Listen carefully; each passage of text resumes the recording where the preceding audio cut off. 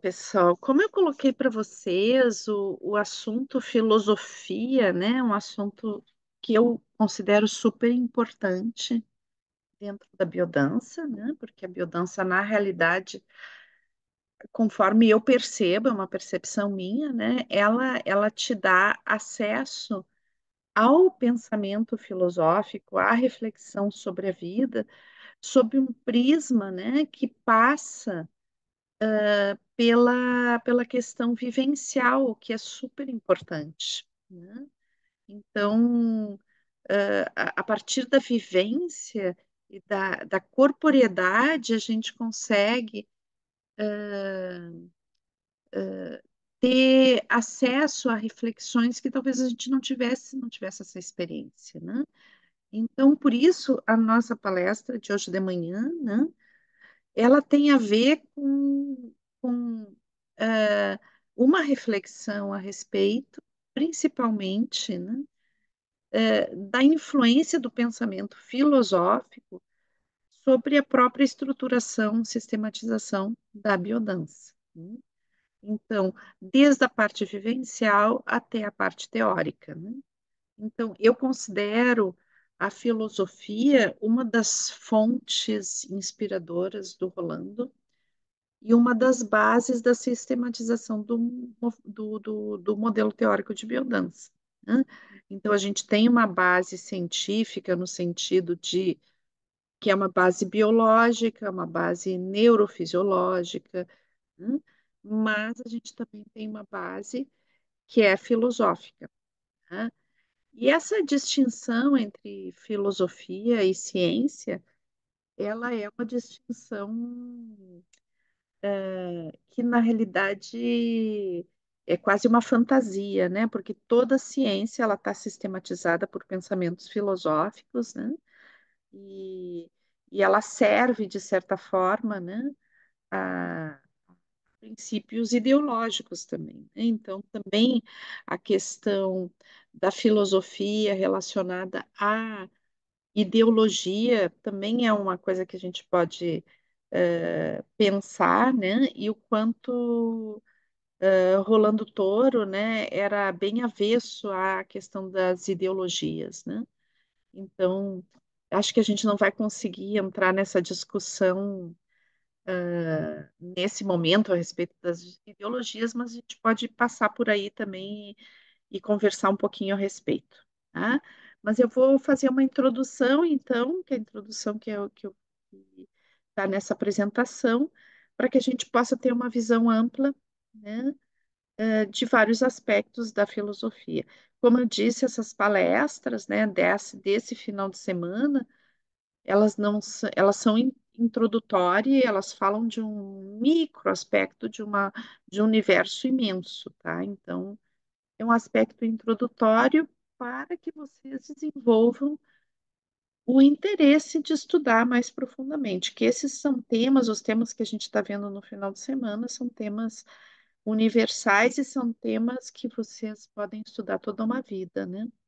E é importante que vá permeando a prática de vocês como facilitadores de biodança, o estudo, tanto do mito quanto da filosofia. Então, a filosofia, ela vai, né? Aqui até faltou um S, desculpe, pessoal, falta de revisão na, na composição das nossas lâminas, né? É as grandes perguntas, não as grandes perguntas, né? Então, que a gente possa, né, ver que a filosofia, ela vai estar baseada, né, na, em grandes perguntas. Quais são as grandes perguntas que a gente tem dentro da história humana? São perguntas que já estavam lá quando a gente trabalhou a questão dos mitos. Os mitos também são tentativas de responder grandes perguntas, que são as perguntas que vão nos acompanhar ao longo de toda a história da humanidade, né? Então, a gente vai ver um pouquinho que perguntas são essas, né? Então, quem sou eu, né?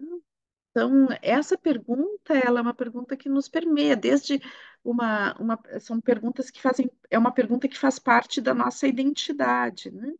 Desde que a gente começa a refletir a respeito de nós mesmos no mundo, a gente começa a perguntar, mas quem sou eu?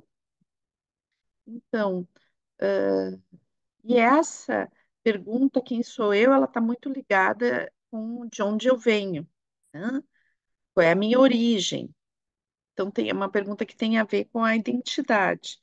Depois, outra grande pergunta, né, que vai permear toda a história da filosofia, que vai entrar, né, como eu disse, filosofia e ciência não estão separados, então, que vai permear também a história da ciência, né, e depois todo o método científico de investigação, o que que é a vida? Né? Então, eu lembro para vocês que ontem eu falei dos filósofos pré-socráticos, né?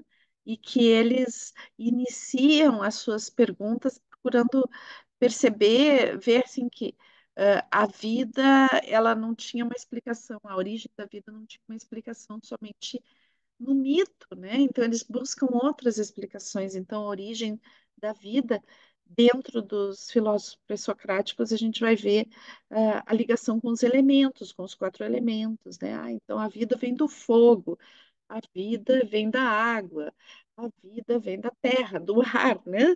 Então cada filósofo trazendo ah, suposições, suas teorias, né? Suas reflexões a respeito da origem da vida, o que é a vida.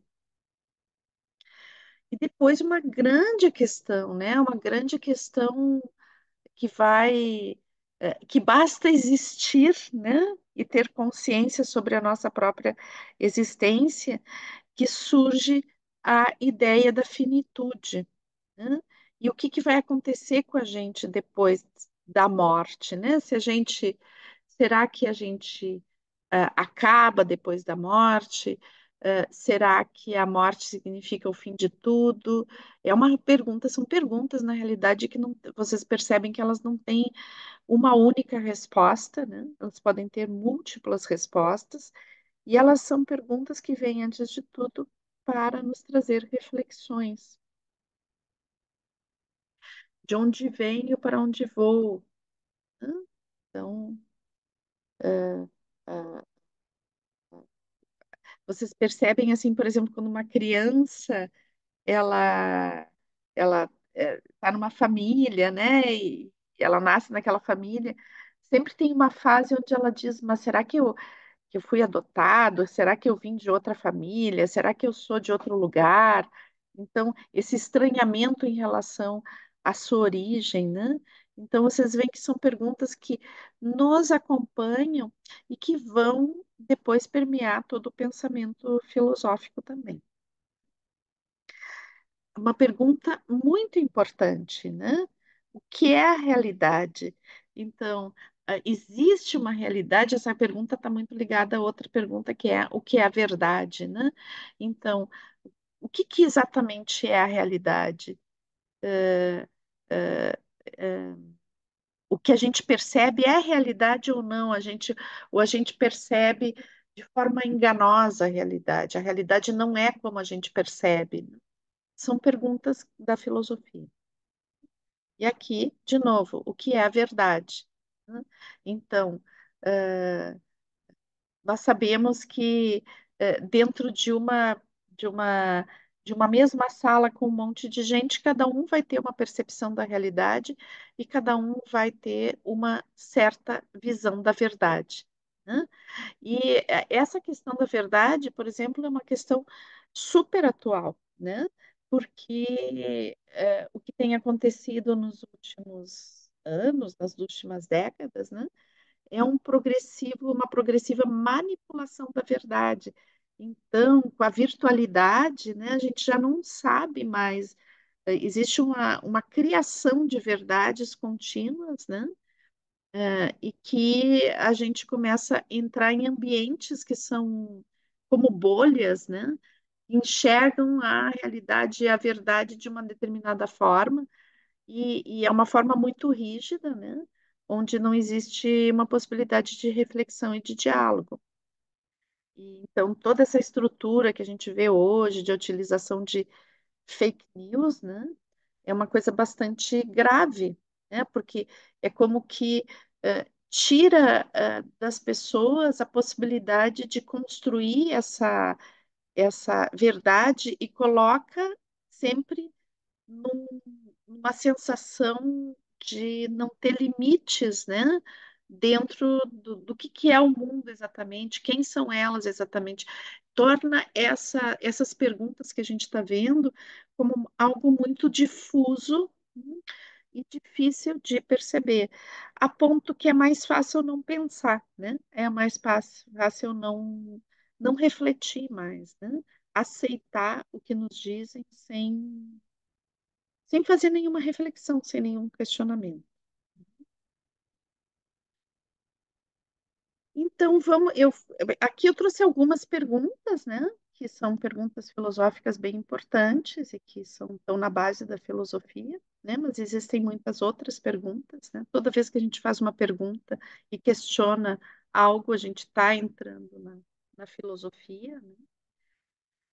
Mas eu falei para vocês, eu fiz uma breve introdução, né, a respeito do surgimento da filosofia na Grécia Antiga, né? Então, por quê? Quais são os fatores históricos que fazem que naquele lugar específico surja um pensamento filosófico, como eu disse, existe o pensamento filosófico oriental e também existe pensamentos que a gente pode colocar como filosóficos também, né, que tem uma fonte filosófica, ou seja, reflexiva, e em cima de pensamentos abstratos, né, que vai pertencer a outros povos em outras regiões do mundo, como eu coloquei, e as gurias também colocaram ontem, né, que vem do continente africano, que vem das Américas, né, então, cosmovisões e que tem a ver com uma reflexão sobre a realidade, mas a gente vai centrar hoje sobre o pensamento de origem grega que vai influenciar todo o pensamento ocidental, né? E com o processo de colonização vai chegar no mundo inteiro, né? Depois com a globalização. Então, digamos que a gente está falando das linhas filosóficas que mais tiveram influência e ainda tem, ainda ressoam, né? Dentro da estrutura de mundo que a gente vive. Isso não significa que sejam verdades inquestionáveis e também que sejam que não existem outras cosmovisões, outras formas de ver, né? E é importante a gente conhecer todas elas. Mas vamos tomar a filosofia grega como um start disso, porque ela vai influenciar todos os pensadores que vão influenciar Rolando Toro e vão influenciar o próprio Rolando Toro e o próprio modelo teórico de biodança. Então, existe uma construção, né, teórica e reflexiva que vai estar sentada, né, vai estar fortemente sentada sobre a filosofia grega, né? Então, vamos ver os fatores históricos que vão nos trazendo. A gente já colocou um pouquinho sobre isso, né? Mas vamos aprofundar um pouco do que a gente colocou ontem. Ontem eu falei um pouco da alfabetização e da, e da utilização de moedas, né? E hoje a gente vai ver isso de novo, mas eu vou contextualizar de uma forma um pouco mais ampla. Então, a cultura grega, né, ela não é uma cultura isolada, como eu falei para vocês ontem, a gente vai ter os gregos como pessoas que tinham uma, uma, uma excelente navegação, uma excelente, eh, um processo excelente de eh, eh, construção de locais como as bibliotecas, né? Então, o grego, ele cultuava os poemas, ele cultuava o teatro, né? As artes. Então, é uma cultura que estava também muito aberta à influência, né, de outras culturas. eu vou trazer aqui como uma das culturas que mais influenciou a cultura grega foi a cultura egípcia, né? Do antigo Egito. Mas a cultura grega, pela variedade de pessoas que circulava na Grécia, né? E pela amplitude da cultura helênica, né? Que e do grego que vai se espalhando como língua para muitos povos, né? Então, em muitas localidades, especialmente do Oriente Médio, do que a gente chama em português de Oriente Médio, né? Ou Oriente Próximo para alguns outros textos, existe uma difusão do grego, né? E a cultura grega ela se espalha por várias regiões e porque existe um contato com muitos outros povos, né? Então, com os egípcios, com os hebreus, né? Com os indianos, né? Então, a cultura grega ela vai beber dessa variedade, dessa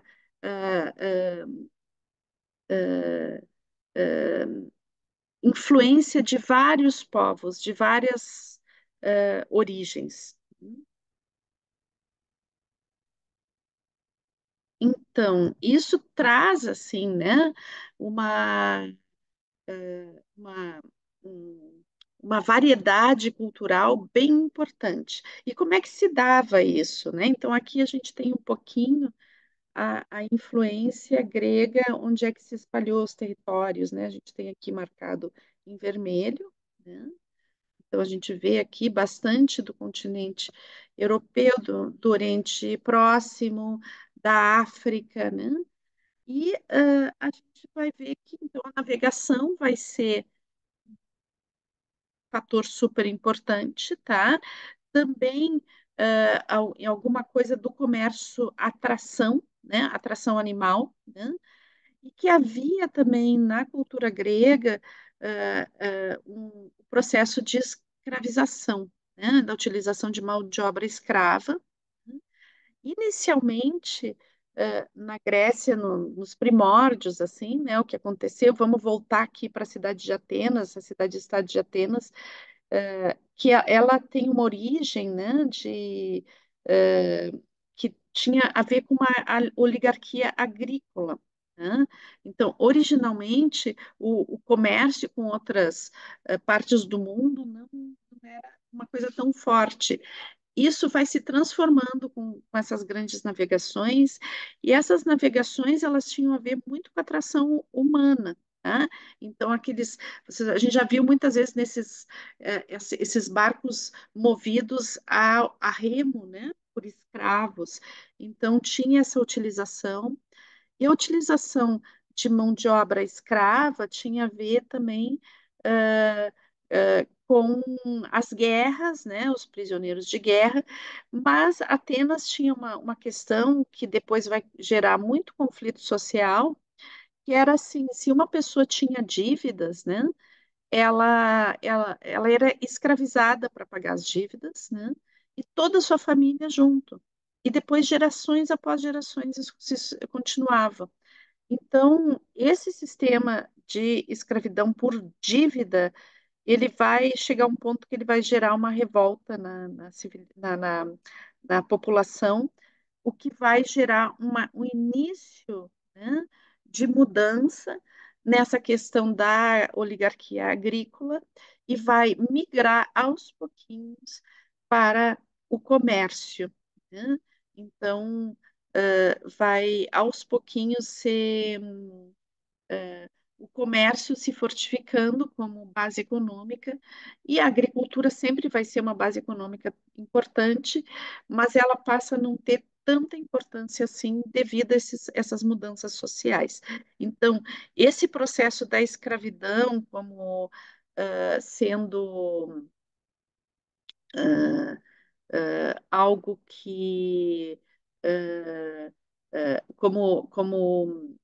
que está ligado às dívidas, né? Ele é um processo que tem a ver com um momento histórico, né, que depois, com a questão da democratização e tudo, esse tipo de escravidão vai desaparecer. Mas, obviamente, a escravidão por comércio, o comércio de escravos, que tem a ver com o comércio humano, né? ah, com, que tem a ver com as guerras e com já uma economia baseada na escravidão, ela existiu durante todo esse período histórico, mesmo no processo de democratização, tá? Então, infelizmente, né, mesmo se considerava que a democracia ela só era possível se houvessem escravos, porque as pessoas, os cidadãos, teriam que ter tempo livre para cultivar e se informar e estudar para poder sustentar a sociedade democrática. Então, essa é a suposição sobre a qual se constrói a democracia em Atenas. Tá? Então, que é uma coisa para a gente pensar a respeito, né? O porquê que se deu assim e como a gente depois constrói eh, a nossa própria estrutura social e a forma como a gente lida com a democracia hoje. Tá? Então, assim, eu acho que saber onde é que nasce a democracia e como era a sociedade na época, nos faz pensar várias coisas a respeito do nosso momento histórico. Então, outro fator que foi bem importante é o início da utilização de calendários, né?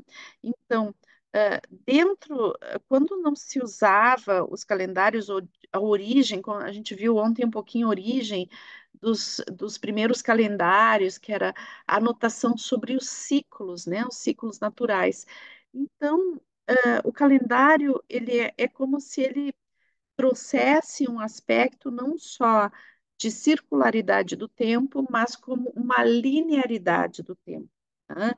Então, os primeiros calendários começam a surgir justamente nessa época.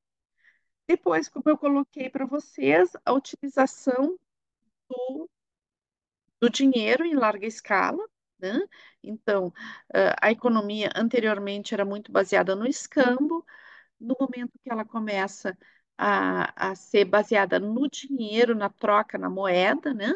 Então, a moeda é um símbolo que é aceito por aquela comunidade, por aquela sociedade, mas ele implica numa abstração, porque eu não tenho uma concretude do que significa o valor daquela moeda, né? Então, é um acordo coletivo sobre o qual nós temos que ter algumas habilidades reflexivas, né? Então, o desenvolvimento de um pensamento abstrato, para que eu consiga simbolizar, né? Utilizar esse símbolo. E depois, outra questão da abstração é mesmo o desenvolvimento de um raciocínio matemático mais complexo, saber fazer contas, saber dar troco, saber colocar, né? Olhar, sei, um peixe, dizer esse peixe tem esse valor. Né? Ou esse quilo de grãos tem determinado valor. Então, tudo isso implica em pensamento abstrato, e isso, quando é utilizado a, pela maioria da população, né, desenvolve essa capacidade de fazer a utilização de símbolos, de pensar de forma abstrata, né, e simbólica.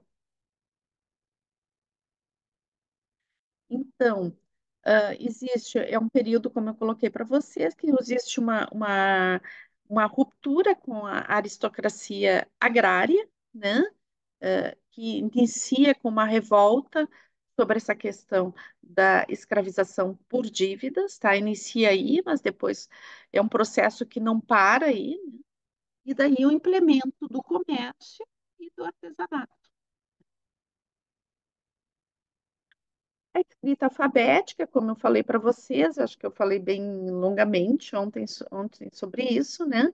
Então, a utilização do alfabeto fenício, né, de origem fenícia, onde vai ser agregado era um alfabeto construído sobre vogais, né?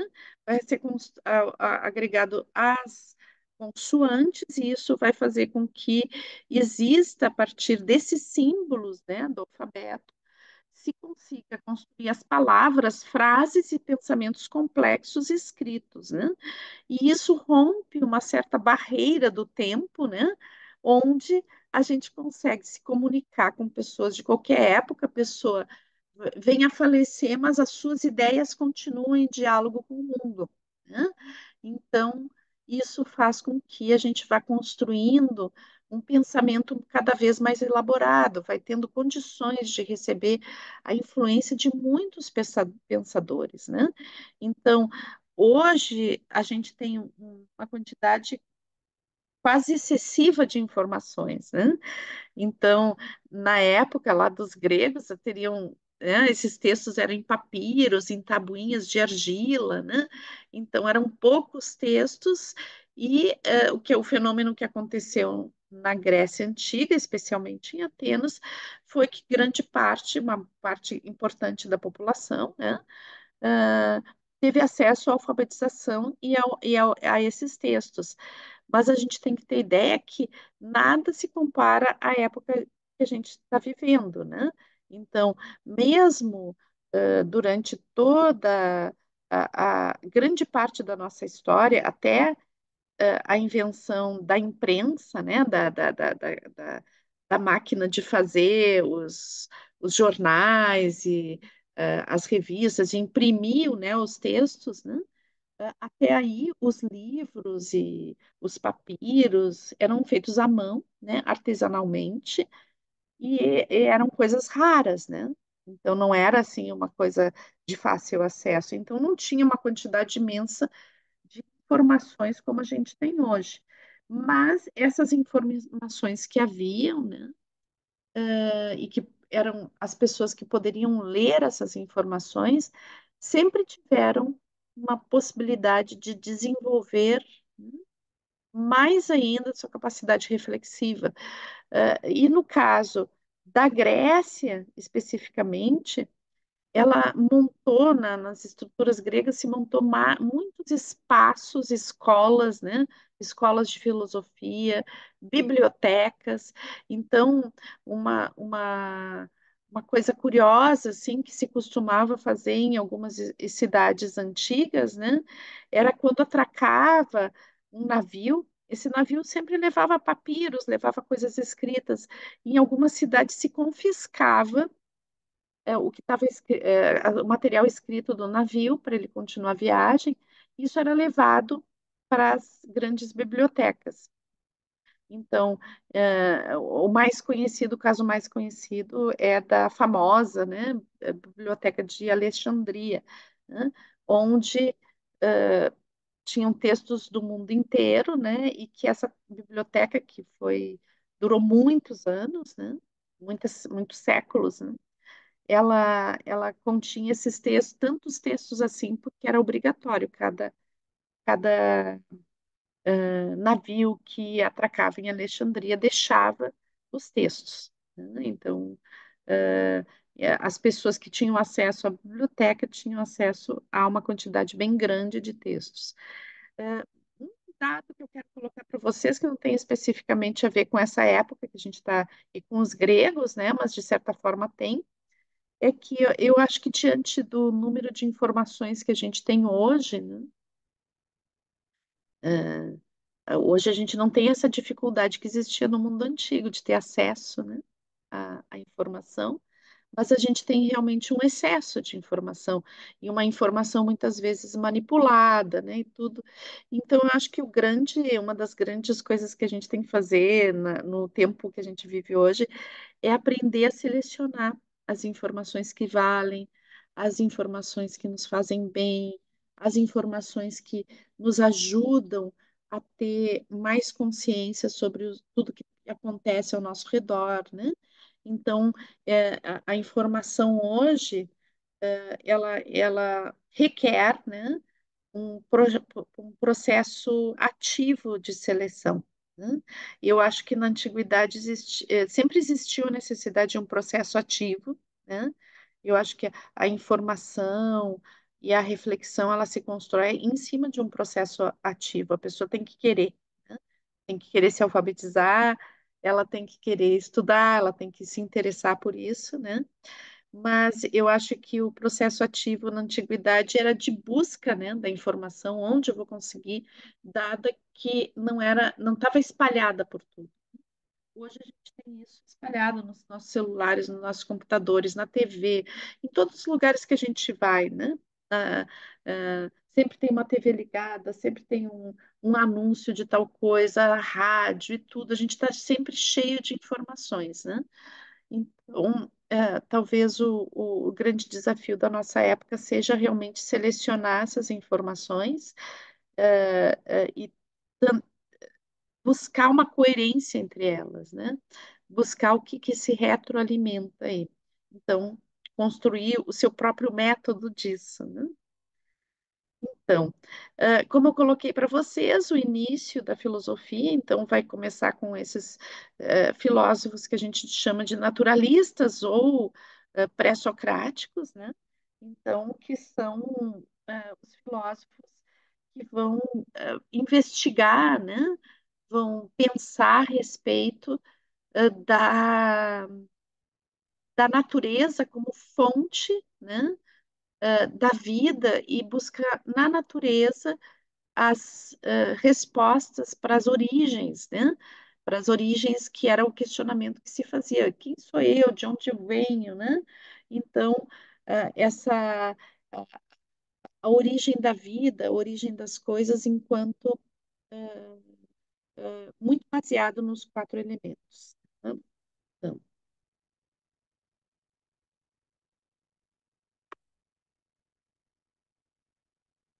mas o que que a gente vê desde aí, né? Desde esse momento, aquela explicação mítica que se dava anteriormente, ela vai se diluir, ela nunca vai desaparecer, tá? Porque ela tem um componente religioso também. É importante a gente ver que a mitologia grega, ela era a religião daquela época, naquele, naquele momento histórico, naquela região, né? Então, a explicação mítica, ela nunca desapareceu, né? E ela nunca foi invalidada. O que aconteceu foi que se começa a pensar de outras formas também, né? E essas formas estão baseadas justamente numa observação, numa reflexão e na construção de um pensamento abstrato, simbólico, né? Que vai trazendo outro nível de explicação para as coisas, que busca um outro tipo de coerência nas coisas, nas respostas, né, que se busca.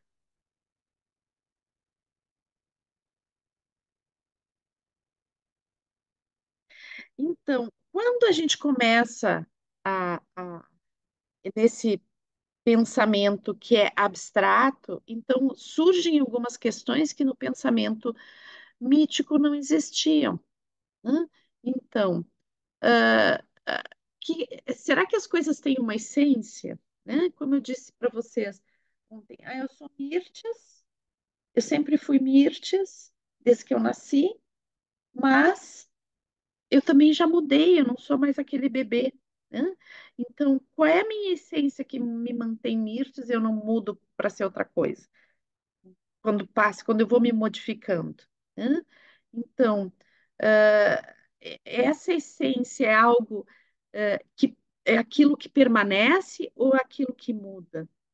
Então, daí tem toda aquela reflexão que eu trouxe para você sobre esses dois filósofos, né, Parmênides e Heráclito. Então, que Parmênides vai trazer toda a questão de que o que é essencial está no que permanece, né? E então é somente o que tem permanência que tem validade, e vai ter outro filósofo super importante, que é Heráclito, né? E que vai falar desse devir, dessa transformação constante, algo que na realidade que é a única essência que existe, né, no ser humano é a a transformação, a única essência que existe no mundo é a transformação. A única coisa que permanece é a própria transformação. Então, essa, como eu coloquei para vocês, é uma questão que nasce com o pensamento filosófico, mas ela permanece no pensamento filosófico até hoje, né? Se tem uma coisa que tem permanência, é essa própria questão, né? Ela vai sempre estar permeando, né, a cosmovisão, né, de várias culturas, de várias reflexões, e vai estar permeando todo o pensamento filosófico. Então, dentro da estrutura do pensamento grego e da forma que a gente, os filósofos que foram sendo, tinham muitos outros filósofos que não foram tão estudados, né? Os principais filósofos que foram mais estudados, eles vão tender, né, a construir um pensamento onde a permanência tenha um valor específico e não a mudança, né? Então, o Heráclito, que é esse cara que vai, de certa forma, inaugurar essa reflexão sobre a transitoriedade, sobre a impermanência, sobre a mudança contínua, isso, obviamente, no Ocidente, né? Ele, se diz que possivelmente ele escreveu muitos textos, tá? Mas esses textos dele todos foram perdidos, todos. A gente não tem nada escrito por Heráclito. Ah, mas como é que a gente sabe para o que que ele pensou então? Então, a gente consegue os textos de Heráclito num livretinho que a gente chama de fragmentos. Então, os fragmentos são, na realidade, outros filósofos que faziam crítica ao pensamento do Heráclito e faziam citação do que Heráclito escreveu, né? E daí eles faziam a citação, um fragmento do texto do Heráclito, e depois comentavam, fazendo uma crítica, né? E esses fragmentos é o que se fez uma coletânea desses fragmentos para tentar entender o pensamento de Heráclito, né? Então, a gente não sabe especificamente a, a totalidade desse pensamento, né? Mas essa conjunção de fragmentos nos faz ter ideia aproximada do que ele pensava, né? E é bem interessante as coisas que ele pensava. Eu aconselho a vocês buscarem esse livrinho, Fragmentos. Então, outro tema, né, que nos traz assim a filosofia grega, e eu acho que tem uma influência bem forte dentro da teoria de biodança, é a noção do cosmo, né, como uma realidade harmônica. E daí a gente vai ter um filósofo que trabalhou muito sobre isso, que é Pitágoras, né? Então, Pitágoras, ele nos traz toda uma visão do cosmo como uma grande dança, como uma grande música. Então, o Pitágoras foi um cara que estudou muito, muito música e muita matemática, né? A gente conhece ele mais pela questão da geometria, né? Mas ele é um cara que estudou muito ah, a questão, a relação da música com a matemática. E ele dizia que o cosmo é todo dança, né? É tudo música, é a música das esferas, a famosa música das esferas, né? Então, que a transitoriedade matemática do cosmo, ela é musical, ele fez essas relações, e é bem bonito isso, né? É bem interessante, então, é um dos filósofos que vai nos basear, né?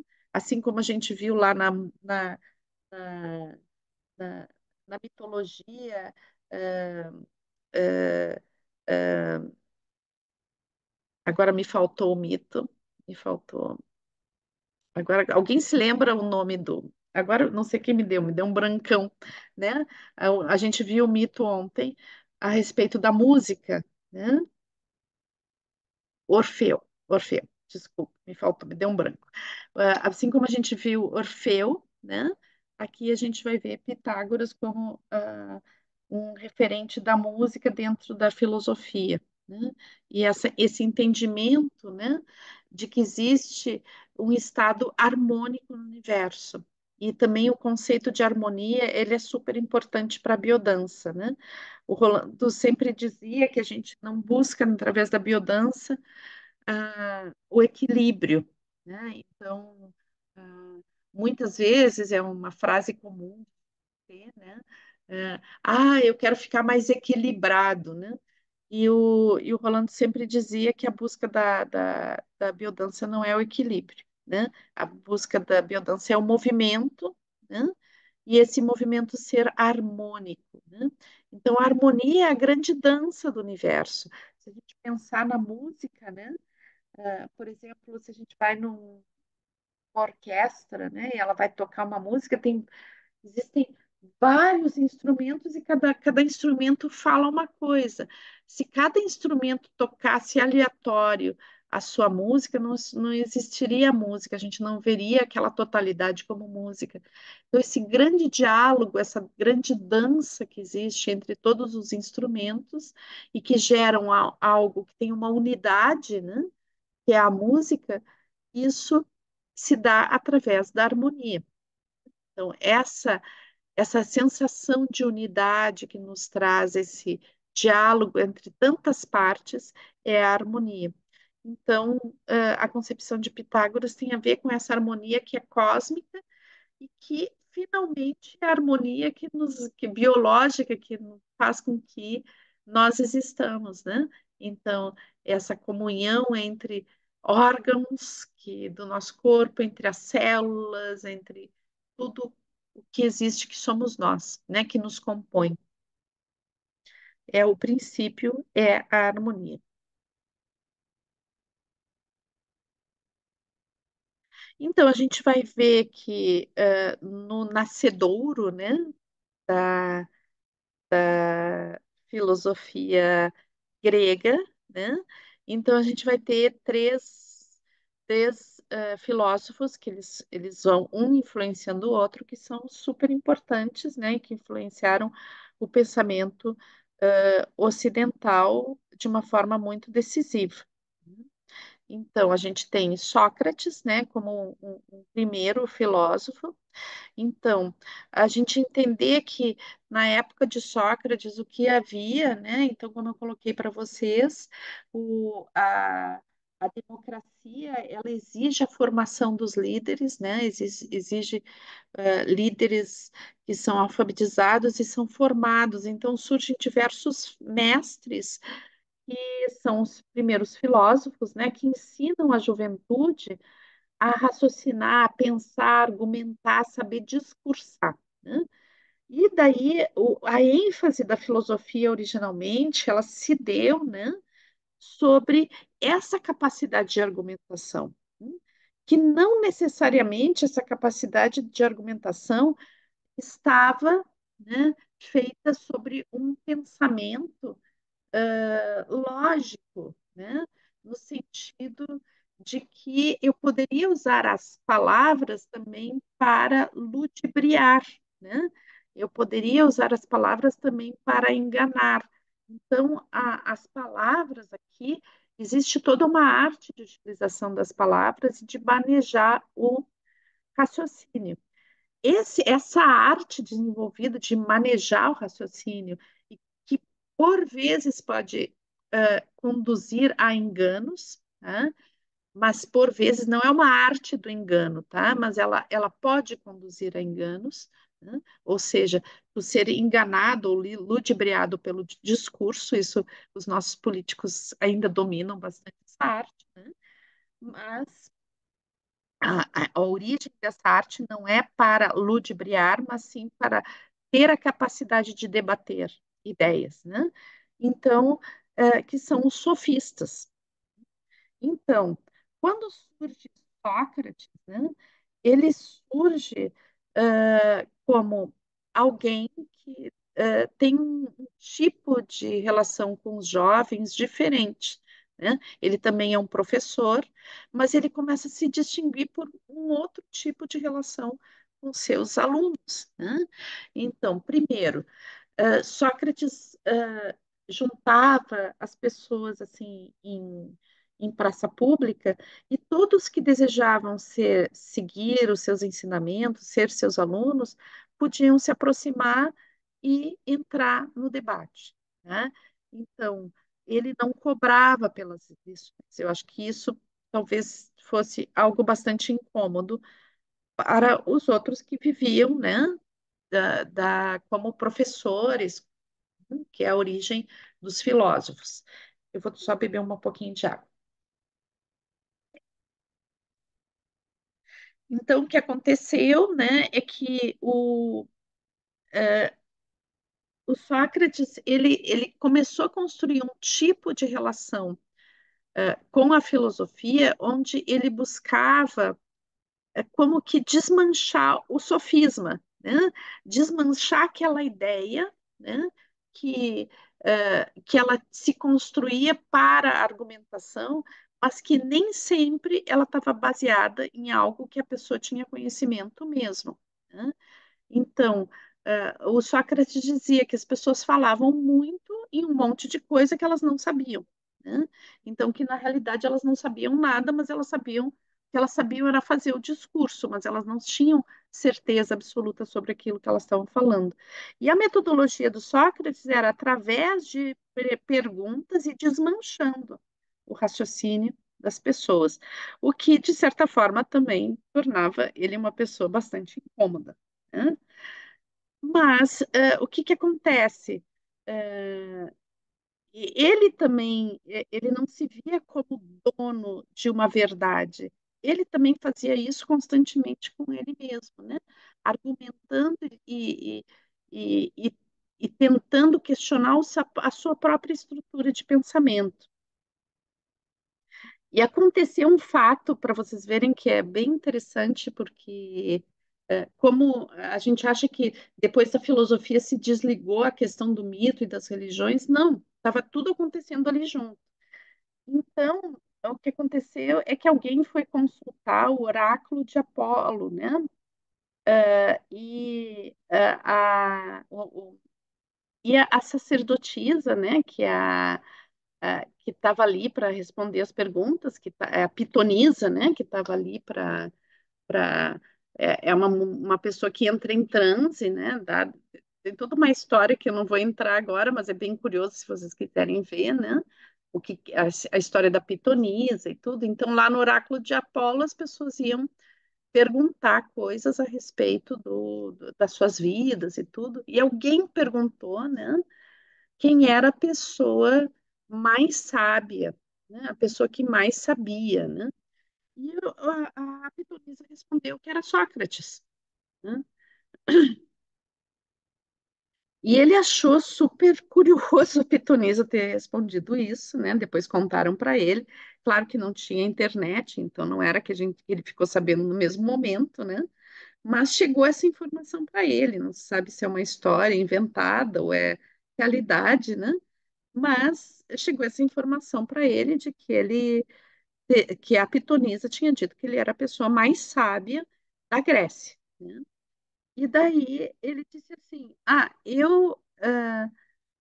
a única coisa que me diferencia dos outros é que eu sei que nada sei. É a única coisa, né? Então ele diz assim: a única coisa que me faz distinguir dos outros é que eu sei que eu não sei. E a maioria das pessoas acha que sabe, mas não sabe, né? Então é a única diferença que existe. E é bem interessante, né? E daí o Sócrates acabou sendo uma pessoa super incômoda dentro de Atenas, né? E acabou sofrendo um processo judicial, acabou morto, né? Ele morreu por envenenamento, e ele quis fazer a sua própria defesa, e ele fez a defesa a partir de um pensamento, da estrutura de aulas dele, né? Então, cada vez que alguém argumentava a respeito do malefício que ele estava fazendo para os jovens, ele fazia perguntas, ele tentou argumentar por aí, né? E diz que com muita calma, muita tranquilidade, quando disseram que então que ele foi condenado, ele não quis fugir, ele não quis pedir clemência, ele simplesmente bebeu o veneno, né, e faleceu. Então, um aluno bem importante, né, de Sócrates era Platão, né? E Platão foi um cara que ficou super revoltado com a morte de Sócrates, como tudo se deu. Então, ele ficou muito decepcionado com a democracia ateniense, com a forma, com os políticos de Atenas e tudo mais, né? Então, é, é, o que a gente sabe de Sócrates, Sócrates não escreveu textos, né? Então, o que a gente sabe de Sócrates vem através de Platão, tá? Dos textos de Platão, que ele vai fazer muito, e muitos dos textos dele, a gente vai fazer, ele vai fazer referência a Sócrates, ele vai ser o personagem de muitos textos dele, né? Então, Platão, né? Ele vai já, enquanto para Sócrates, né? A busca de Sócrates era uma busca de entender o que, que significa um significado profundo de cada coisa, né? E o que, que era, por exemplo, se eu falava a amizade, a palavra amizade, o que, que significa realmente ser amigo? Qual é o cerne disso, tá? Então, existia um. Sócrates era uma pessoa que buscava o cerne permanente de alguns valores, né? Então, o que, que é realmente, o que está profundamente ligado àquele determinado valor, né? Já Platão, né? Então, é uma pessoa que vai evoluir sobre esse pensamento, né? E ele vai colocar, ele vai fazer uma crítica bem forte, né? A essa ilusão que é criada sobre a questão da argumentação, né? E essa fantasia que se cria, né? Sobre os sentidos das pessoas, essa manipulação que existe, né? Sobre os sentidos, sobre a consciência das pessoas, o que faz com que elas permaneçam em um estado de alienação, né?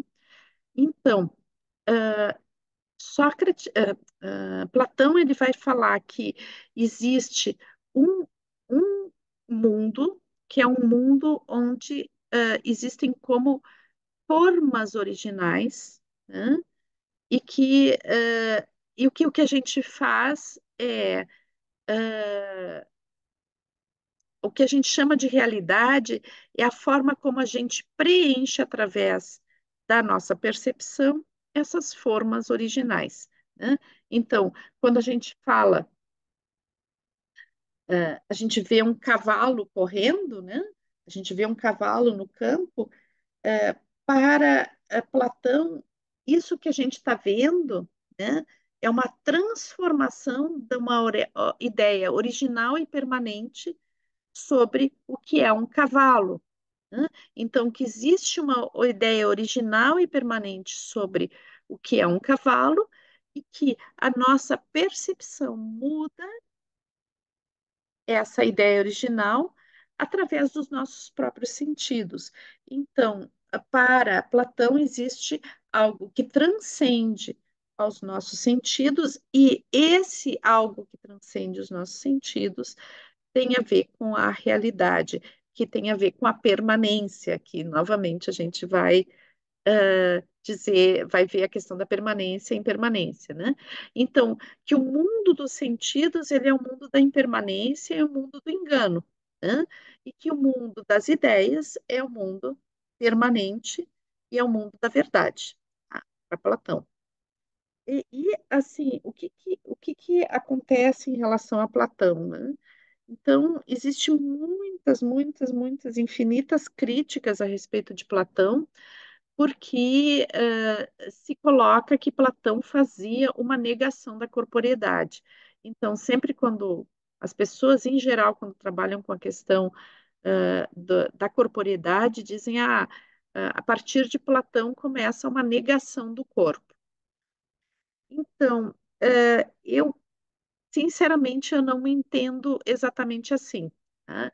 Eu acho que existe o pensamento de Platão, existe uma modificação posterior, né, do pensamento de Platão, que tem a ver com uma época posterior, e escolas filosóficas que têm a ver com o neoplatonismo, e que já estão associadas a, ao pensamento da Igreja Católica, que sempre negou a questão da corporeidade, tá? Então, existe uma retomada do pensamento de Platão e uma utilização desse pensamento por estruturas que têm a ver com o controle da sexualidade, o controle das pessoas, né? Mas a sensação que me dá é que Platão é um filósofo super atual, tá? Ele permanece atual. E se a gente pensar nessa ideia dele, né, de que existem formas originais e que os nossos sentidos modificam, na realidade a gente está falando de Jung também, né? Então a gente vê que Jung, para o conceito de arquétipos, vai beber em Platão, né? Mas a gente vai ver um pouquinho mais depois, um pouco a alegoria de Platão, né, que é a alegoria da caverna, que é super importante a gente ver, né? E depois a gente vai ter Aristóteles, que Aristóteles ele vai ser já um discípulo de Platão, né? Então aqui tem uma linha histórica, e daí Aristóteles ele vai nos trazer a questão de que ele observa, né, que existe uma espécie de desenho na natureza, tá? E que isso é permanente. Para ele, a permanência está nisso, né? Então, ele diz: sim, tudo muda, tudo está em transformação, mas existem coisas que são permanentes, que é o desenho da natureza, né? Então, ele vai observar, por exemplo, as conchas marinhas e ver que elas têm esses círculos, essas espirais, né? E daí ele vai ver que também essas espirais vão se apresentar em outras formas da natureza. E ele vai colocar que esse desenho da natureza seria a permanência da natureza, né? O que é permanente. E daí, então, ele vai falar que o engano de Heráclito foi justamente não perceber que existia um desenho e que esse desenho era o que permanecia, né? A não observação disso. E é interessante porque, então, Aristóteles ele vai fazer um desenho do cosmos, né? Ele tem um cosmo geocêntrico, né? E então que isso vai ter ser utilizado depois também na Idade Média para justificar que a Terra é o centro do universo para perseguir alguns as pessoas que diziam, né, que a Terra não era o centro do universo e tudo. Então ela consolidou uma mitologia, né, de uma visão cósmica que tinha a ver com a Idade Média, né, eh, que era uma cultura teocêntrica e que a visão da Terra como centro do universo também era algo bastante, digamos, favorável àquela cosmovisão. Mas o que a gente também pode ver é que Aristóteles é um cara que desenvolveu um método de observação na natureza que depois vai originar, né, mais tardiamente, vai originar o método científico. Então, ele é muito importante por causa disso também. Então, eu quero trazer um pouco a questão da corporeidade dentro da visão de Platão, né? Então, como eu disse para vocês, existe o pensamento de Platão e existe o que fizeram com o pensamento de Platão, né? Então é, é muito importante a gente ver que muitas vezes aquele pensador original, né? Ele não reflete exatamente os seus seguidores depois eles não refletem exatamente aquilo que o pensador original trouxe, né? Então, existe uma modificação, e é uma coisa natural que aconteça isso, né? Uma modificação das ideias daquela pessoa que traz uma palavra original, que tem um pensamento original. Então, o que houve na Idade Média, né? Sim, foi uma utilização, uma retomada do pensamento de Platão, né? E uma redimension, que tomou uma nova dimensão, né? Então, uma série de filósofos que vão repensar a questão da corporeidade a partir do pensamento de Platão, né? E daí, como nessa época, baseado na mitologia cristã, né? Porque o cristianismo ele vai trazer uma novidade para o mundo das religiões, tá? Que era uma coisa que causava estranhamento a todas as outras religiões, porque como Jesus foi torturado para ser morto, né? Então, e que ele foi pregado numa cruz, morreu, depois, segundo o mito, né? Ele renasce, né? Ele ressurge, ele ressuscita, né? O que que acontece? Desde o início, uma série de linhas do cristianismo, daquele cristianismo original, né? Elas pregavam o sofrimento. Tá? Então, era uma coisa quase que impossível de entender para as outras religiões da época, né? Por que que os cristãos, né, buscavam tanto o sofrimento, né? E baseavam depois toda a história de perseguição dos cristãos pelo Império, né? Império Romano, também é uma história de perseguição, de escravização, e um monte de coisas que marcaram muito a história do cristianismo, né? Então, é como que se construiu um aspecto religioso que falava muito, né, sobre a necessidade do sofrimento, a necessidade da negação do corpo, sobre o perigo que era a sexualidade, sobre o perigo que era a, a coisa do desfrute, né? Então, isso causava bastante estranhamento nas outras religiões, porque é uma inauguração de um aspecto que não existia antes, né? Ah, o, os mártires, né? A igreja tem toda uma coisa um monte de santos que são mártires.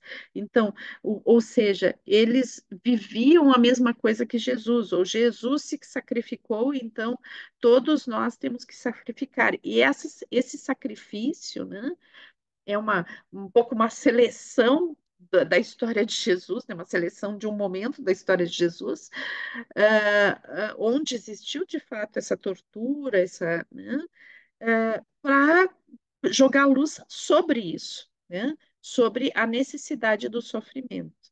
Então, é uma religião, né?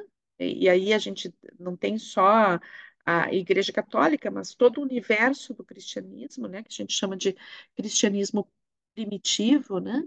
Muitas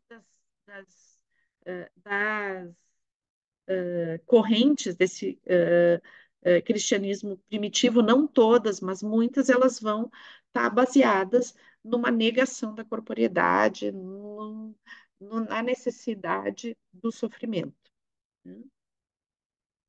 Então, quando se estrutura a igreja, né, que a igreja católica, né, é uma das correntes do cristianismo primitivo, que é tomada pelo Império Romano, né, e utilizada como estrutura de poder, o que que acontece? Aí os filósofos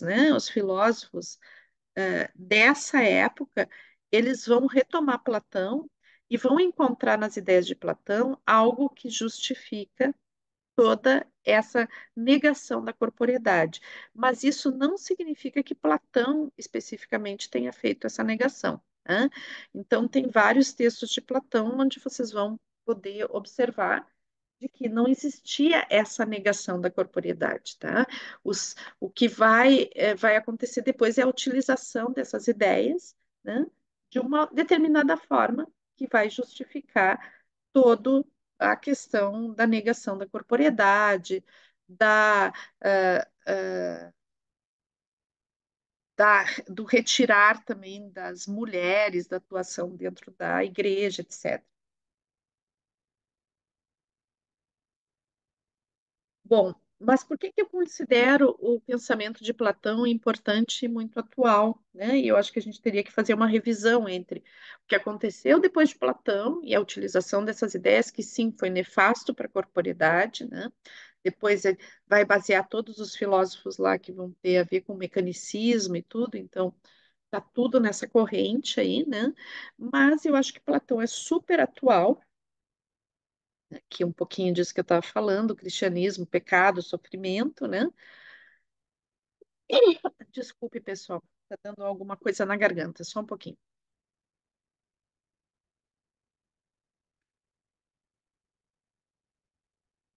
Então, um pouquinho aquilo que eu falei, né? Então, essas linhas filosóficas vão basear o antropocentrismo, depois o mecanicismo, o afastamento do corpo, a mecanização, a visão mecânica do corpo, estão todos baseados nessas correntes que vão beber assim em Platão, tá?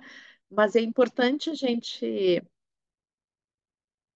perceber, né, que essa evolução histórica ela é uma evolução histórica que inicia lá, mas a gente pode resgatar algumas coisas de Platão que são super importantes e que não necessariamente tem a ver com essa evolução, tá? Então, essa foi uma linha evolutiva do pensamento que se baseou, sim, nos pensamentos de Platão, tá? Então, para justificar a mecanização, o corpo não é importante, né? O corpo é uma máquina, etc. Ah, mas o pensamento de Platão, ele vai. O que que acontece, né? Ah, toda a racionalização, né? Toda a ênfase sobre a razão também se justificou muito sobre esse pensamento, né? Então, hoje a gente vai, com a retomada da sensibilidade da nossa corporeidade, né? A retomada de alguns pensadores, Heráclito volta à tona, né? Volta e vai ser um filósofo super importante para, digamos, o reconectar, né? Com a questão do devir, né? Com essa impermanência do ser, né? E o que que é essa permanência e a importância do emocionar e do sentir, né? Então, deixa eu ver aqui. Eu pensei que eu tinha uma lâmina sobre o. Não tem, mas eu vou querer falar sobre isso, tá? Porque eu acho super importante. Eu jurava que eu tinha uma lâmina sobre, fiquei procurando ela, mas não achei, tá? É uma lâmina sobre a alegoria da caverna, que eu acho super importante dentro dessa questão do pensamento de Platão. Tá? Então, vou falar aqui, retomar, depois eu retomo aquelas outras lâminas. Então, pessoal, o que que eu acho que é super importante a gente rever do pensamento de Platão? Então, essa questão da alegoria da caverna. Eu vou contar para vocês, tá? Então, já eu pensei que eu ia achar uma imagem aqui, mas eu me esqueci de selecionar. Então, a alegoria da caverna é uma história que Platão inventou, né? Que está lá no meio dos textos dele, é uma partezinha pequena dos textos dele, mas que extremamente influenciou muito a nossa cultura, né? E hoje em dia é muito utilizada para entender a nossa estrutura social. Então, essa alegoria diz assim: existiam, né, no fundo de uma caverna, assim, um monte de pessoas que nasceram e já foram presas ao fundo da caverna, e elas foram acorrentadas, né? E se colocou tipo como que uma parede, um muro, né?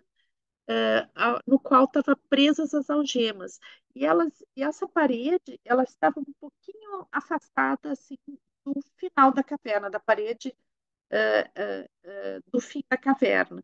Então, nesse muro, as pessoas ficavam acorrentadas, voltadas para o fundo da caverna, né? Voltadas para a parede de trás da caverna, né? Então, existia esse muro, as pessoas estavam apoiadas ali, amarradas ali. elas passaram toda a vida olhando o fundo da caverna. Então, eh, entre a boca de entrada da caverna, que era uma caverna muito profunda, e a parede e esse muro sobre o qual as pessoas estavam apoiadas, existia uma fogueira que emitia luz. E na basezinha do muro ao qual as pessoas estavam apoiadas, atrás delas, né, se passava com imagens, como imagens, por exemplo, um vaso, uma folha, uma árvore, eram imagens recortadas em madeira, né? O que que acontecia quando as pessoas passavam, existiam como sacerdotisas e sacerdotes que passavam com essas imagens entre o murinho que as pessoas estavam apoiadas e a fogueira, e isso fazia uma sombra na parede no fundo da caverna. Como as pessoas olhavam só isso e passaram toda a vida olhando só para essas sombras, então o que que acontece? Elas chamavam essas sombras de realidade. Hum?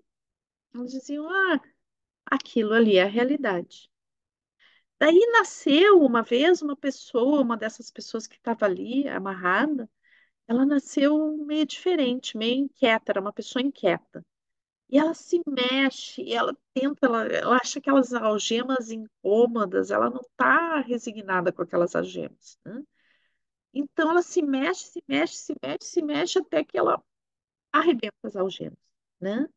E daí então ela, opa, né? Vê que o mundo não era só aquelas sombras.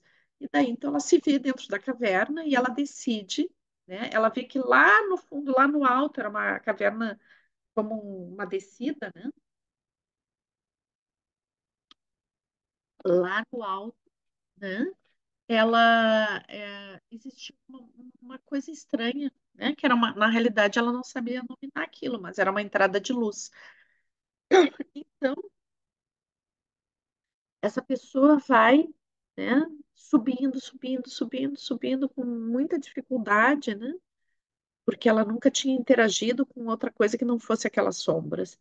E ela vai subindo, e daí aos poucos, né? Ela vai vendo essa luz aumentar, aumentar, aumentar. Só que essa luz é tão intensa que quando ela chega lá fora, né, ela fica completamente cega, porque ela nunca tinha visto a luz, né? E daí então passou um tempo, olhos dela começaram a se acostumar com a luz e ela começou a ver a realidade, né?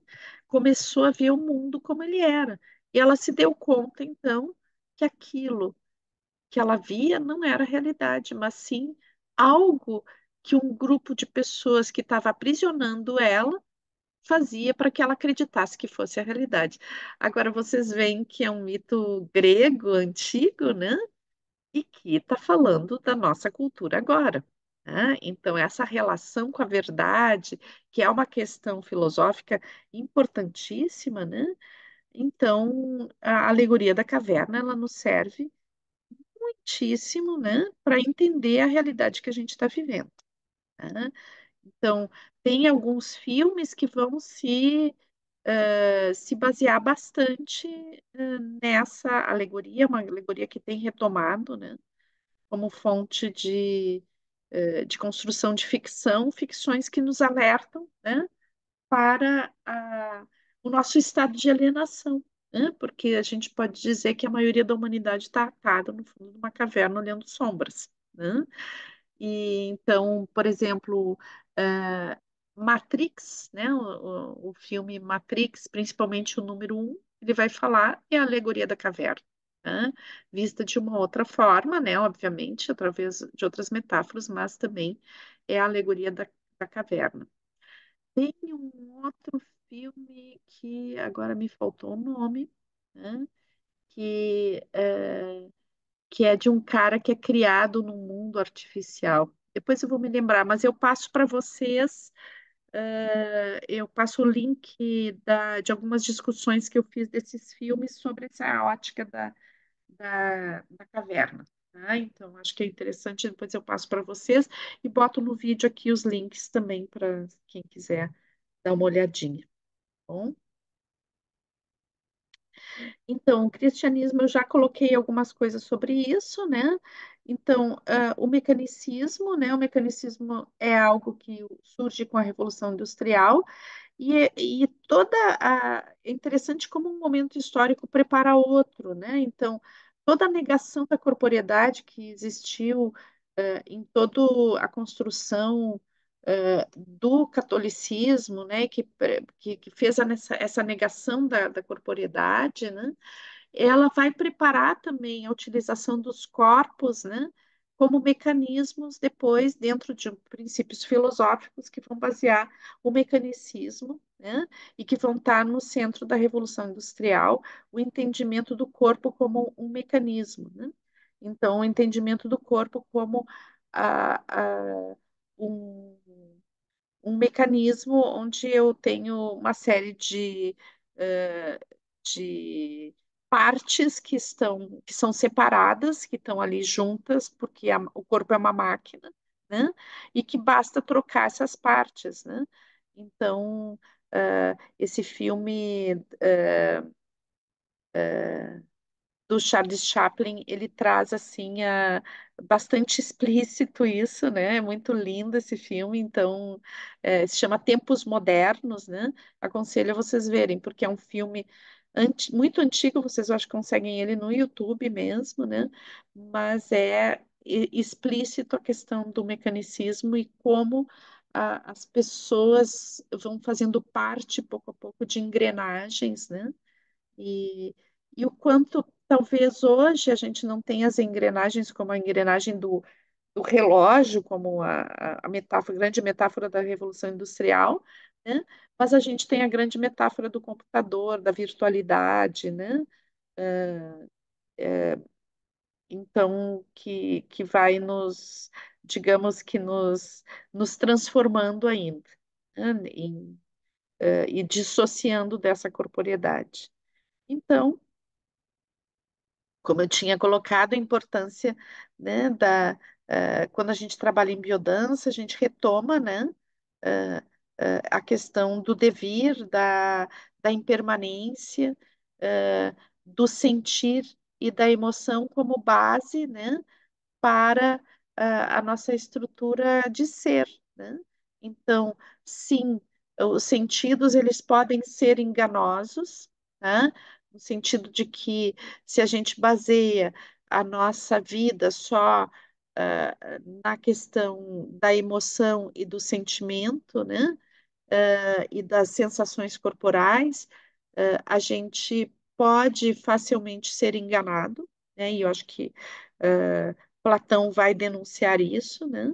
Mas também a dissociação da nossa corporeidade, onde a gente nega aquilo que a gente intui, nega aquilo que as imagens que nos surgem espontaneamente, onde a gente nega os nossos sonhos, a nossa sensibilidade, a nossa capacidade de amar, essas dissociações, elas também, elas nos aprisionam no fundo da caverna, né? Então, na realidade, o que a gente precisa de um ser humano é um ser humano que necessita sentir, pensar, se emocionar, perceber que está em um mundo em constante mudança, né? E que está em constante transformação ele mesmo, né? E é dessa integração de todos esses aspectos que surge a capacidade de não ficar no fundo de uma caverna, né? De se liberar dessas, desses aprisionamentos que são causados pela manipulação daquilo que a gente sente e pensa. Então, a biodança ela vai nos trazer, né, novos paradigmas, novas formas de ver o mundo.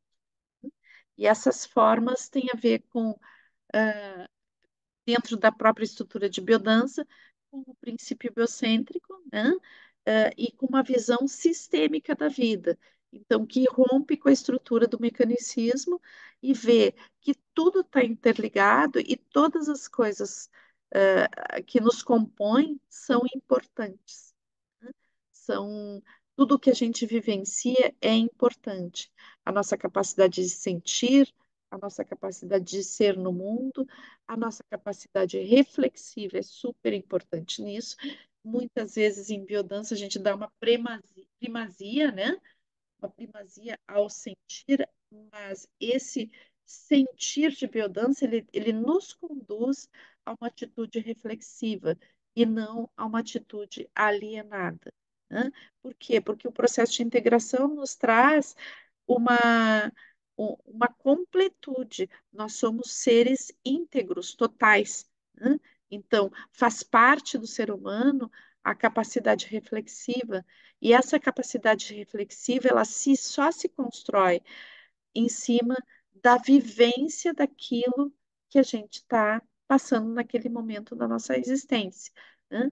Então, quando estamos integrados, somos capazes de sentir de, de uma forma muito potente, nos emocionar de uma forma muito potente e de pensar profundamente a respeito daquilo que estamos vivendo.